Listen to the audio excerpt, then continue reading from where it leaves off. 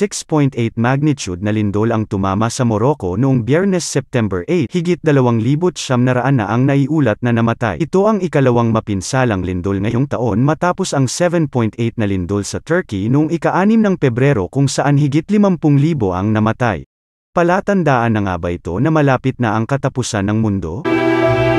Habang nakaupo si Jesus sa bundok ng mga Olibo, lumapit sa kanya ang mga tagasunod niya. Sinabi nila, "Sabihin niyo po sa amin kung kailan mangyayari ang sinabi niyo, at ano po ang mga palatandaan ng muli niyong pagparito at ng katapusan ng mundo." Sumagot si Jesus, "Magdidigmaan ang mga bansa at ang mga kaharian. Magkakaroon ng tagutom at paglindol sa iba't ibang lugar."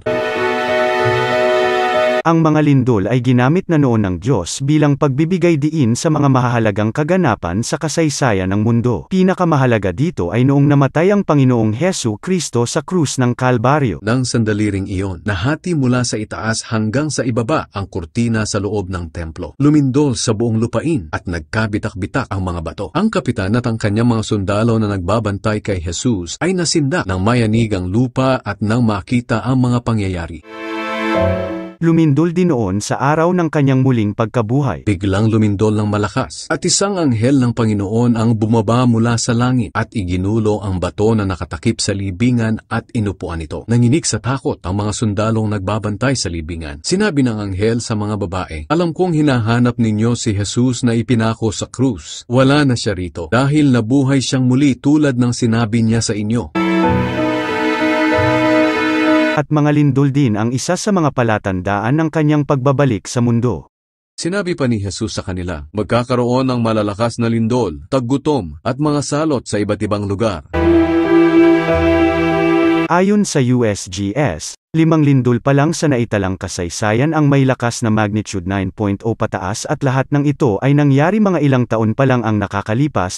Magnitude 9 na lindol ang tumama sa Kamchatka, Russia noong 1952. Nagdulot ito ng tsunami na ang alon ay halos 15 metro ang taas. Sinasabing may hanggang 15,000 tao ang namatay. Magnitude 9.1 na lindol naman ang tumama sa Tohoku, Japan noong 2011. Halos 41 metro ang taas ng alon ng tsunami na idinulot nito at sanhi ng pagkamatay ng higit sa 20,000 tao. Magnitude 9.2 naman ang lindol na tumama sa Sumatra, Indonesia noong 2004. Halos 300,000 tao ang namatay sa idinulot nitong tsunami na umabot sa 10 bansa kasama ang Thailand, Sri Lanka at India.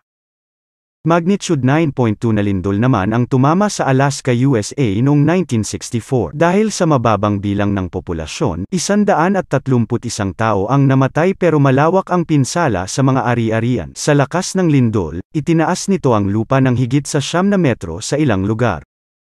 Magnitude 9.5 ang pinakamalakas na lindol na naitala sa kasaysayan at tumama ito sa Valdivia, Chile noong 1960. Nagdulot ito ng tsunami na nakarating sa Hawaii, Japan at Pilipinas. Tinatayang halos 6,000 tao ang namatay. Sa sobrang lakas ng lindol, sinasabing dahil dito sumabog ang bulkang Cordon Col 2 araw matapos ang lindol.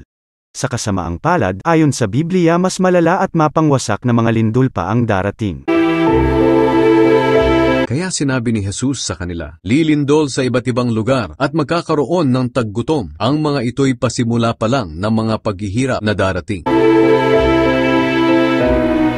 Ayon sa Biblia, 5 matitinding lindol ang magaganap sa panahon ng tribulation, ang 7 taon ng paghuhukom at kapighatian na darating sa mundo. Ang pinakamatindi rito ay ang panghuli. Wawasakin ito ang pisikal na anyo ng mundo. Pagkatapos, kumidlat, kumulog, umugong at lumindol ng napakalakas. Walang ganoong kalakas na lindol sa buong kasaysayan ng tao. Iyon ang pinakamalakas sa lahat. Ang dakilang lungsod ng Babylonia ay nahati sa 3, at ang mga lungsod sa lahat ng bansa ay nawasak. Tinupad ng Diyos ang sinabi niya, kaya dumating na sa kanila ang parusa ng Diyos. Dahil sa matinding galit niya, naglaho ang lahat ng isla at naglaho rin ang mga bundok. Hindi may kakaila na nararanasan na ng mundo ngayon ang mga palatandaang tinutukoy ng Biblia. Sa tribulation, gagamitin ng Diyos ang mga lindol para parusahan ang mga taong ayaw magpasakop sa Kanya. Sa ngayon, ang mga lindol ay paalala sa atin ng Diyos na ang buhay sa mundo ay panandalian lamang. Kinukuha nito ang ating atensyon para tumalikod tayo sa ating mga kasalanan at tanggapin ang kaligtasang inaalok ng Panginoong Hesus. Darating ang matinding kahirapan sa buong mundo na susubok sa mga tao. Ngunit dahil sinunod ninyo ang utos ko na magtiis, ililigtas ko kayo sa panahong iyon.